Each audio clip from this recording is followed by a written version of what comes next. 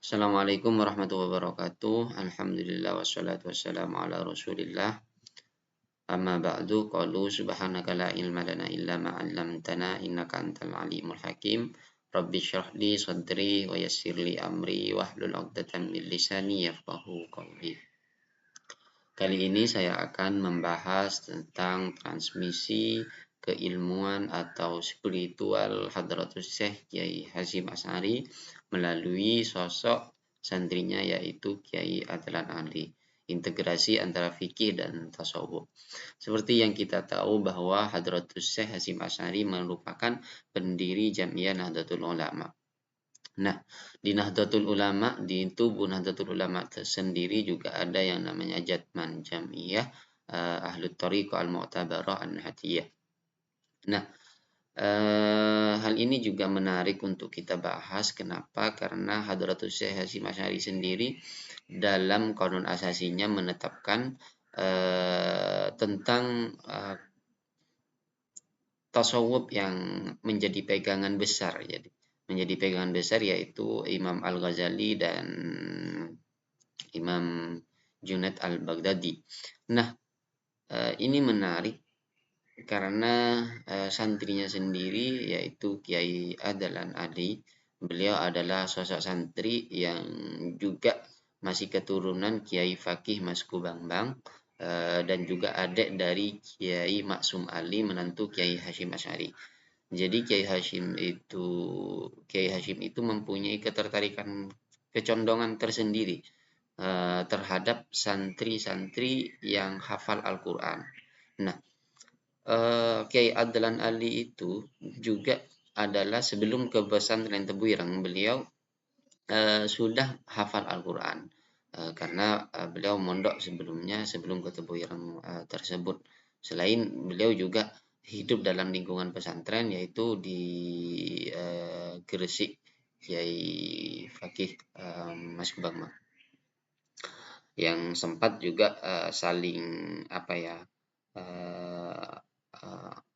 tokoh yang juga pernah mengarang kitab yang menegur, yang juga mengkritisi dan juga Kiai Hasyim juga mengkritisi balik tentang beduk itu. Nah, sosok Kiai Adlan Ali ini menggambarkan bagaimana spiritual Kiai Hasyim. Beliau sebagai seorang mursyid ya. Beliau itu sosok Kiai Adlan Ali ini sangat sangat seimbang antara fikih dan juga tasawufnya, bahkan sosialnya. Jadi meskipun beliau hidup di dunia tarikat ini, beliau ketika ada hal-hal sosial yang harus beliau selesaikan, contohnya ada orang meninggal atau apa, beliau sosialnya sangat begitu tinggi. Artinya ini menggambarkan bahwa Kiai Adlan Ali ini atau santri Kiai Hasyim Asy'ari ini juga melek akan sosial.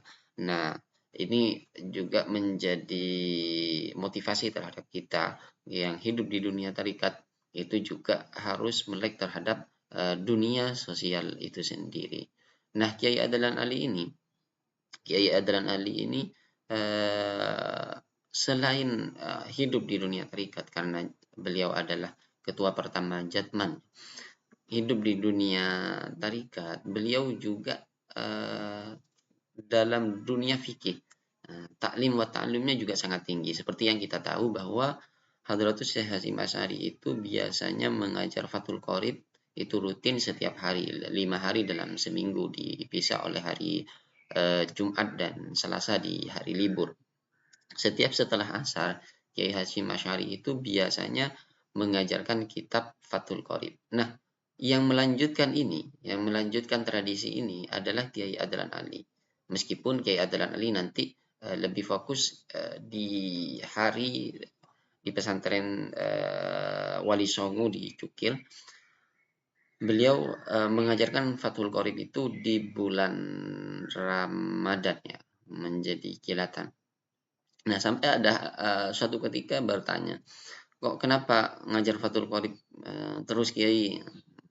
Beliau kan secara keilmuan di bawah Hadratus Syekh Hasyim Asy'ari. Artinya orang kedua dari Hadratus Syekh Hasyim Asy'ari karena masuk jajaran santri-santri yang memang mempunyai keilmuan yang tinggi. Itu Kiai Adlan Ali. Dan beliau juga seperti yang dibahas di awal bahwa Kiai Hasyim Asy'ari ada kedekatan tersendiri terhadap santri-santrinya yang hafal Al-Qur'an, termasuk Kiai Adlan Ali sendiri. Nah, eh, ketika ditanya Kiai Adlan Ali kenapa Fathul Qorib sendiri padahal keilmuannya sangat tinggi gitu ya. Kiai Adlan Ali menjawab bahwa eh, sekecil Fathul Qorib aja belum kita amalkan ya. Artinya orientasi dari Kiai Adlan Ali ya, mengajar kitab itu bukan hanya tentang mentransfer keilmuan, tapi juga bagaimana mentransfer amaliyah itu. Nah, ini menjadi menarik. Kenapa? Karena ternyata keilmuan itu tidak hanya dijadikan dijadikan transfer keilmuan, tapi bagaimana cara mengamalkan. Dan di suatu ketika beliau sangat mementingkan keilmuan ya.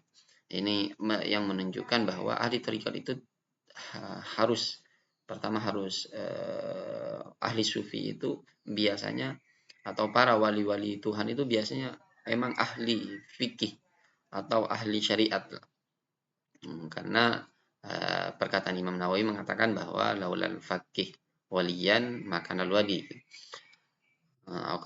Jadi kalau ahli fikih itu bukan wali, siapa yang wali? Nah, makanya syariat itu tidak ditinggalkan. Nah, ini tampak di sosok Kiai Adlan Ali. Kiai Adlan Ali sangat mengutamakan keilmuan itu sendiri. Bahkan ketika setelah ditebui Ireng, beliau kan haji atau rihlah keilmuan ya, juga menyambung spiritual dan keilmuan. Itu di Makatul Mukarramah. Nah, beliau di suatu ketika itu kelihatan ngaji di santri, ikut ngaji di santri yang mayoritas program itu adalah orang Malaysia. Nah, Kiai Adlan Ali itu ngaji di situ. Ketika dicari Kiai Adlan Ali oleh teman-temannya kalau nggak ada, oke, Adlan Ali ngaji di situ. Ngaji bersama orang-orang Malaysia sana. Nah, ketika itu partnernya mengatakan di dalam hati, karena yang dikaji itu ya pada masa itu dikaji itu menurut partnernya ini Kiai Adnan Ali di atas keilmuan itu gitu. Artinya bahkan bisa mengajar tentang keilmuan itu. Setelah itu tiba-tiba Kiai Adnan Ali menoleh, kemudian berbincang dengan partnernya mengatakan mengaji itu bukan hanya tentang keilmuan, tapi ini merupakan majelis ilmu yang mana dalam suatu hadis kata beliau afdalu min majelis dzikri. Nah, jadi majelis dzikir dengan majelis ilmu beliau lebih mementingkan majelis ilmu ini dan beliau menganggapnya ini bukan hanya transfer keilmuan tapi ibadah. Jadi mencari ilmu, mengajar, mengaji itu ibadah menurut beliau. Akhirnya di diri beliau sendiri ngaji kitab atau mengajar kitab itu ibadah. Nah, ini juga ada di sosok Kiai Hasyim Asy'ari. Jadi gurunya juga sangat mementingkan ngaji, thariqah, taklim wa ta'allum ini. Meskipun dalam dunia tarikat, beliau Kiai Hasyim juga mempunyai kedekatan tersendiri. Kayak ke Syekh Nahrawi, eh, mursyid thariqah Sadiliyah, beliau punya kedekatan sendiri dan bahkan beliau di konon asasinya beliau Kiai Hasyim juga memberikan panduan tentang tarikat yaitu di Faham Al-Ghazali dan Abu Hamid. Nah, Kiai Adlan Ali sendiri sebagai ketua Jatman nantinya juga mewarisi spiritual dan keilmuan Kiai Hasyim Asy'ari sendiri ini. Jadi seorang guru memang nantinya itu sangat mempengaruhi terhadap muridnya. Lebih-lebih ketertarikan guru tersebut baik dari keilmuan, ta'lim wa ta'allum, kemudian nanti dari segi perilaku sehari-hari. Nah, ini kelebihan dalam dunia pesantren, bahwa perilaku itu juga menjadi penting untuk ditiru. Jadi selain ilmu, kemudian meniru seorang guru. Nah, meniru seorang guru bagaimana amaliyahnya. Jadi pesantren, kelebihan pesantren yang membedakan di sana, bahwa selain ilmu itu juga ada sosok yang memang menjadi figur dan nantinya akan memberikan keilmuan secara amaliyah, bukan hanya secara pengajaran atau ilmiahnya. Nah, kita kembali lagi ke sosok Kiai Adlan Ali. Jadi Kiai Adlan Ali ini sendiri bisa disimpulkan bahwa Kiai Adlan ini merupakan sosok figur bagaimana Kiai Hasyim membentuk santri yang seimbang. Ini gambaran santri atau gambaran seseorang yang ahli thariqah. Jadi ahli thariqah iya, tapi itu seimbang dengan keilmuan. Selain seimbang dengan keilmuan, seimbang secara sosial, seimbang dalam dunia syariat juga. Bahkan sosok Kiai Adlan Ali ini pernah Kiai Syaiful, kalau nggak salah Kiai Syaiful itu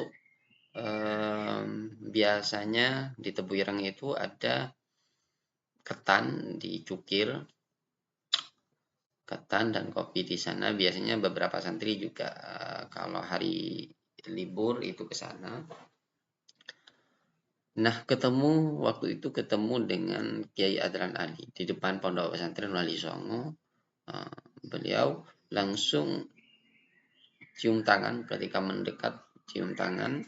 Setelah itu terdengar dari beliau kata barakallah, didoakan. Nah, ketika didoakan ini, malamnya langsung tidak bisa tidur Kiai Syaiful ini, dan setelah itu tergerak hatinya untuk setelah bangun dari tidurnya ya, tergerak hatinya untuk melakukan sholat tahajud. Nah, setelah itu beliau rutin sholat tahajud. Nah, jadi ada 3 kesimpulannya yang bisa saya simpulkan, bahwa dalam dunia pesantren, khususnya pesantren Tebu Ireng, Hadratus Syekh Hasyim Asy'ari menurunkan ke Kiai Adlan Ali bagaimana corak keilmuan itu sendiri, bahwa ilmu itu sangat penting, itu nomor 1. Kedua, bahwa figur amaliyahnya seperti apa, itu juga menjadi sangat penting untuk ditiru. Ketiga adalah doa. Nah, jadi doa ini menjadi suatu nilai tersendiri. Seperti yang kita tahu bahwa ada perkataan seperti ini, bahwa mendirikan bangunan itu sangat mudah, mendirikan pondok-pondok itu sangat mudah. Tapi bangun untuk mendoakan santri yang ada di pondok, bangun di sepertiga malam, mendoakan santri di pondok itu sangat lebih susah, seperti itu. Jadi doa. Jadi seorang guru, mursyid itu selain ilmu, sosial, amal, dan doa. Doa lebih-lebih terhadap masyarakat, khususnya lagi terhadap santri-santri yang ada di pondok pesantren tersebut. Mungkin sekian dari saya. tentang transmisi keilmuan dan tasawuf yang dimiliki Hadratus Syekh Hasyim Asy'ari, meskipun tidak ada di sana, tidak dijelaskan sanad-sanad thariqah itu sendiri. Namun dengan kebiasaan Kiai Hasyim Asy'ari, kecondongan juga, kemudian Kiai Adnan Ali menggambarkan tergambar dalam sosok Kiai Adnan Ali sendiri, Kiai Adnan Ali itu sendiri. Jadi ini menjadi hal yang perlu kita kaji dan perlu kita bahas. Sekian dari saya. Kurang lebihnya mohon maaf. Ihdinas siratal mustaqim. Wassalamualaikum warahmatullahi wabarakatuh.